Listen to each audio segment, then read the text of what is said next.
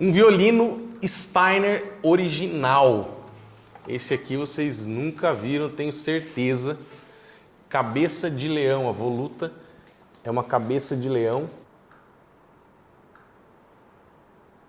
Voluta cabeça de leão, entalhada aqui.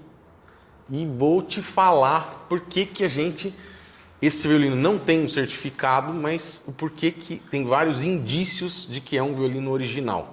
E tem muita história também de que na Segunda Guerra, os alemães eles pegavam obras de arte, por exemplo, então o pessoal que tinha violino, às vezes que era coisa, eles tiravam a etiqueta. Para disfarçar.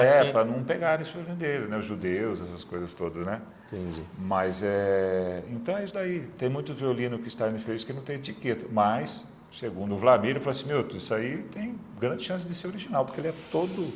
Tem grandes chances de ser original, assim, primeiro, tocando é um negócio que não tenho como explicar, né? Provavelmente a gente vai tocar, tô deixando aqui embaixo na descrição, tem cupom de desconto para você comprar corda, breu, violino, acessório, nas lojas que são parceiras aí do canal. Dá uma olhadinha na descrição, também no meu Instagram, @ricardosander, lá na bio do meu Instagram, tem esse conteúdo aí para você ver. E se você estiver vendo aí em outro lugar, no Instagram, algum corte desse vídeo, também deixa o seu like e se inscreva no canal Dicas para Violinistas, para a gente bater 100 mil inscritos, estamos chegando.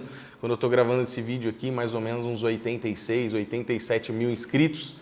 Dá essa força aí, capricha daí e deixa o seu comentário aqui nesse vídeo, o que você achou desse violino que a gente está falando nesse vídeo.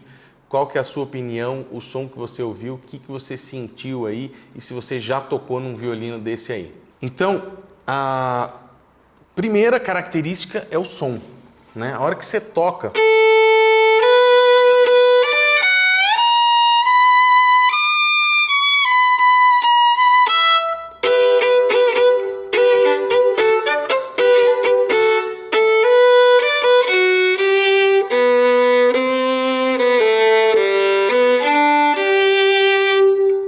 É um som que você não precisa fazer esforço algum, assim. Você passa o arco e o violino já explode, já tem uma clareza, uma nitidez no som, né? Que quem toca sabe que sempre, qualquer violino que você pega, sempre tem ali no fundo, quem está tocando aqui perto, escuta um chiadinho, alguma coisinha bem baixinha.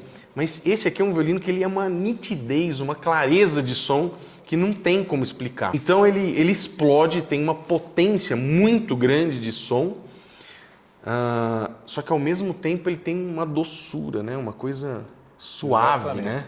Né? O som ele é muito redondo, né? Redondo, essa é a palavra. E é interessante que assim, o Paulo Bozizio ele falava muito isso, que o melhor som, né, que um violino ele possa ter, ele se assemelha o máximo à voz humana. Uma boa voz humana, logicamente.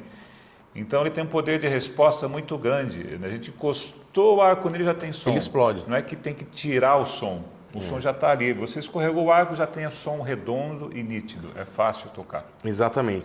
Outros indícios aqui que, não sei, na minha cabeça eu diria, são esses trincos aqui que já tiveram na madeira, né, Milton? Sim. Provavelmente, não sei se vocês conseguem ver, são trincos que tem aqui na madeira, que agora já foi reformado, tá tudo sob controle, né? Aqui tem uma marcação também nessa faixa, que parece ser um rastro de cupim, né? Que foi resolvido. Mas que não foi com você, né? Não já foi tinha, comigo. Já foi resolvido, porque se não tivesse sido, já tinha comido inteiro. Com certeza, já não existia mais. Né? Uma madeira assim que você... Eu tenho essa impressão, Milton, que ela parece que foi afinando, né? Não sei se é a idade. Ela vai secando e assim, esse instrumento ele foi, até muitos comentavam, parece que ele foi feito até, né, para uma mulher, porque ele é muito delicado, tudo. As bordas dele, tudo delicado, tudo o braço delicado, mais fino. Verdade. Ele tem um refinamento muito grande, esse instrumento. E a forma dele mesmo assim, né? Ele é um violino mais na mão, assim, né? Sim. Menorzinho, né? Fundo inteiro, né? E aí aqui mais um indício disso daí, né? Que seria um violino original, que faz a gente acreditar, é o Enesto, né? Que chama? Isso, Enesto, porque ele era um violino barroco, ele é um violino barroco. Sim, todos, os Stradivarius, Exato, os Guarneris, eram violinos barrocos e que tiveram que passar por essa mudança do braço para poder se tornar esses instrumentos, né? Exatamente, naquela época eles usavam uma afinação com uma frequência mais baixa, inclusive, né? E conforme foi passando o tempo, as orquestras começaram a ficar maior, exigindo uma atenção maior, né, que os instrumentos tivessem uma projeção maior. Então, eles aumentaram o braço para poder adaptar tudo isso. Então, todo instrumento abaixo de 1800, mais ou menos aí, eles tinham que trocar o braço para que fosse adaptável para tocar numa orquestra da época, orquestra sinfônica. Então, é normal ter esse trabalho do Enesto, que era para deixar um pouco mais comprido o braço do violino. Uma outra coisa também interessante, que é bem os Fs, que são bem assim redondinhos, furos, que é uma característica do Steiner. Isso. É diferenciado os Fs dele. Então, os Fs bem redondinhos aqui, como vocês podem ver, né? Vou mostrar bem aqui o fundo também para vocês. É muito bonito, né? É muito bonito mesmo, assim. A madeira, né, do tampo bem fininho, né? Bem juntinho, né? E o Steiner tem essa característica também de ser mais bombado, né? Da bombatura ser mais alta, né? Mais gordinho, alta. Né? Que a gente fala mais assim, gordinho, mais alto, Até por conta disso que acaba tendo um pouco mais de rachaduras também, né? Que ele é mais alto, a bombatura dele é mais alto, o tampo. Então, essa pressão do cavalete, né, que as cordas exercem sobre o cavalete, aumenta também a pressão, porque na bombatura acaba fragilizando um pouquinho também, né, por conta disso. E por ser muito antigo, às vezes ele acaba tendo uma rachadurazinha ou outra, mas que esse daí, graças a Deus, está todo já feito a restauração dele, feita pelo Ivan Guimarães, foi muito bem feito. E o Enesto aqui, a gente vê aqui, né? Não vai dar, provavelmente eu vou chegar perto aí para vocês verem, mas não vai dar. Então eles tiravam o braço, né? Isso. Do violino, que era um braço mais curto, né? E aí você vê que eles implantavam um braço novo, então eles recortavam aqui, ó. Aqui embaixo. Aqui recortavam por aqui e vem recortando, e aí colocava o braço e a voluta nesse braço novo. Isso, encaixado, né? Não fazia uma voluta nova, né? Então, vou tentar mostrar aqui, ó, para vocês, vamos ver. Tem essas marquinhas aqui, vou tentar ver depois aí na imagem se aparece, para vocês verem. É uma voluta cabeça de leão, né? E é uma voluta, assim, extremamente bem feita, né? E se você... o Zezinho estava falando aqui que se pesquisar, você vai ver que a voluta dele, era essa característica aí. Que assim, tinha na época, né, que esse é um violino tirolês, né, que é da região lá do Tirol. Tinham máquinas que elas faziam a cabeça de leão, mas era muito mal feito, é um negócio feio, sabe? Não parecia nada ali, era bem feio, né?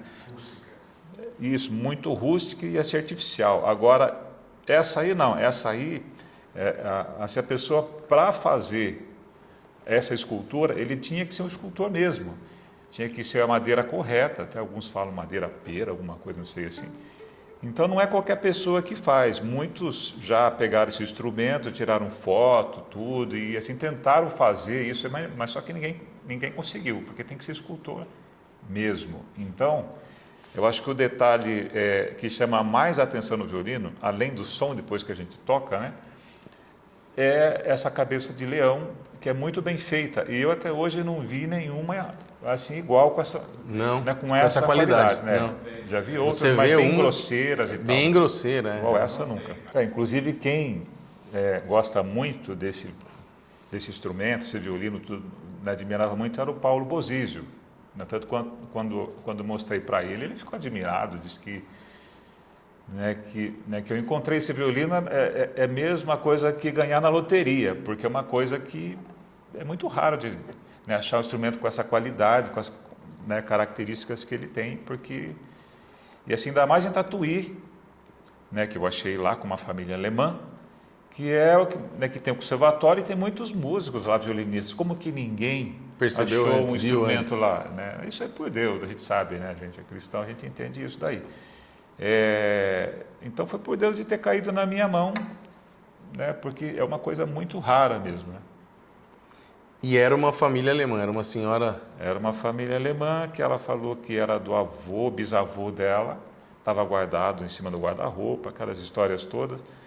E ele falou que não era para vender esse instrumento, que tinha um valor muito grande esse instrumento. Mas ninguém tinha ideia do que era. E ficou por muitos e muitos anos guardado na família.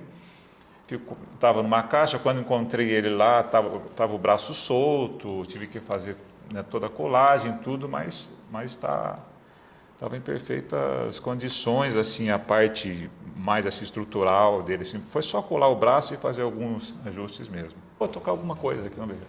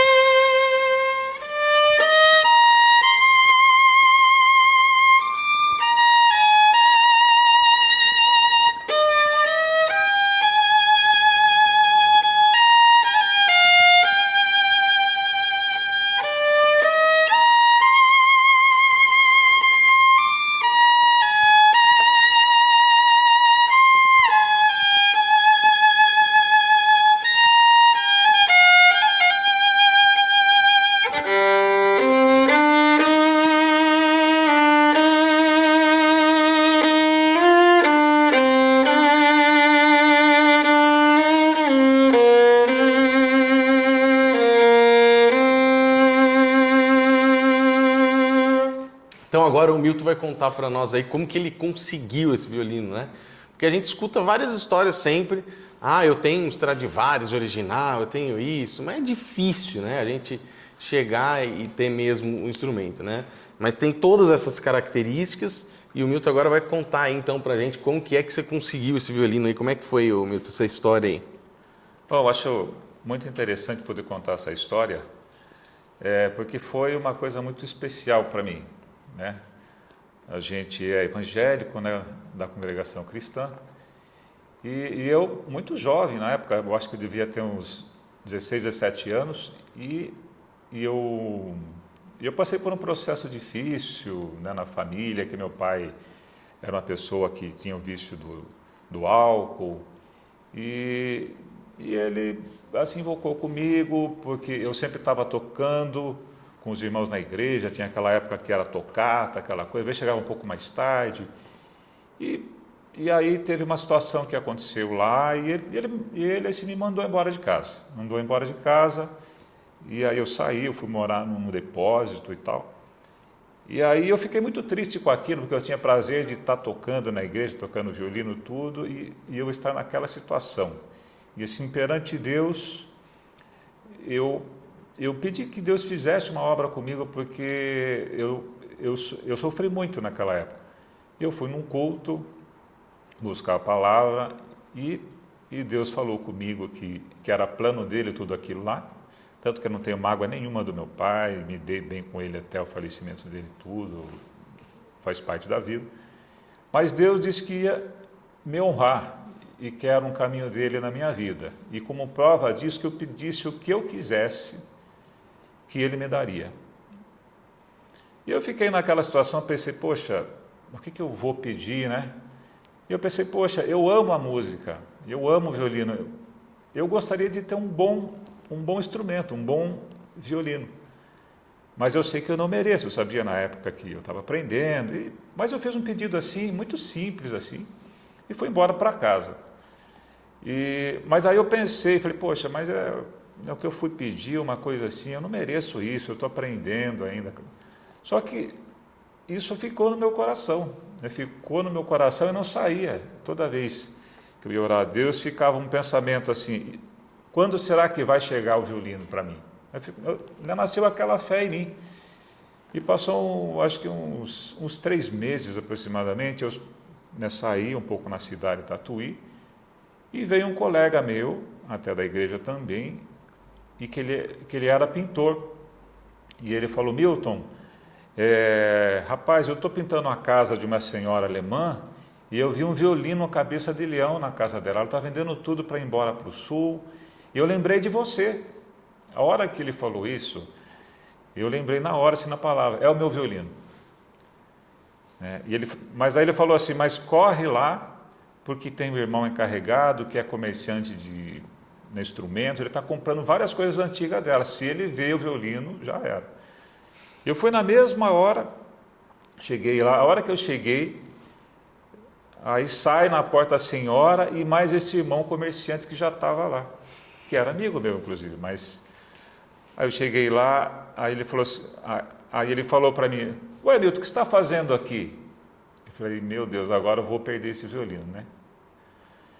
Eu falei: não, eu vim aqui para ver um violino que a senhora tem. Ele falou assim: a senhora tem um violino? Eu falei: eu tenho e tal. Daí entrei lá, abri aquela caixa toda antiga, daquele jeito que a gente sabe como é que é. A hora que eu vi o violino escuro, assim, cabeça de leão, estava solto o braço, tudo, mas eu fiquei assim, muito emocionado, tinha certeza que ia ser o meu violino que Deus tinha prometido para mim. E aí daí eu perguntei: quanto que a senhora quer no violino? Daí eu falei assim, ela falou: você pode dar quanto? Eu não tinha condição, gente muito jovem, não tem dinheiro. Eu falei um valor até alto para que eu podia pagar.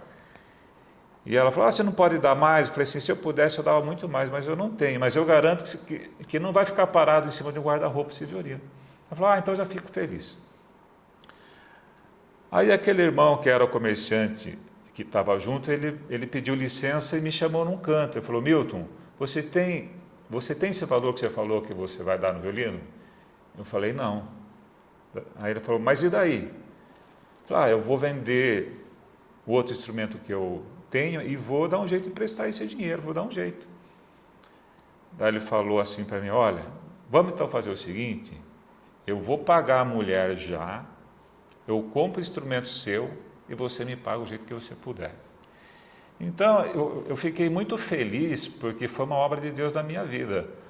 Porque eu achei que aquele irmão que estava lá, José Marola, ele era bastante conhecido, muito querido em Tatuí.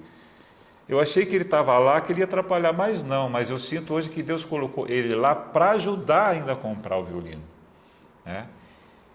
E aí eu comprei o violino, ele mesmo, o irmão José, levou no luthier que tinha na cidade, que era o Fafá, alguns mais antigos conhecem, lembram dele.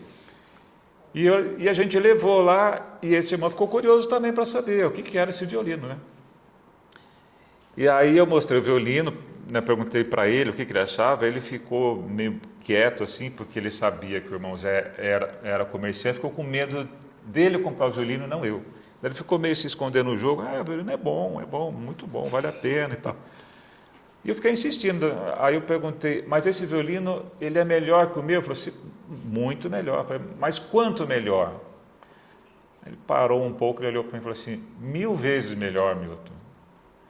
Aí fiquei impressionado, fechamos o negócio. E aí depois de pronto, tudo colado o instrumento, eu levei no conservatório. O pessoal gostou e tal, mas ninguém entendia tanto assim.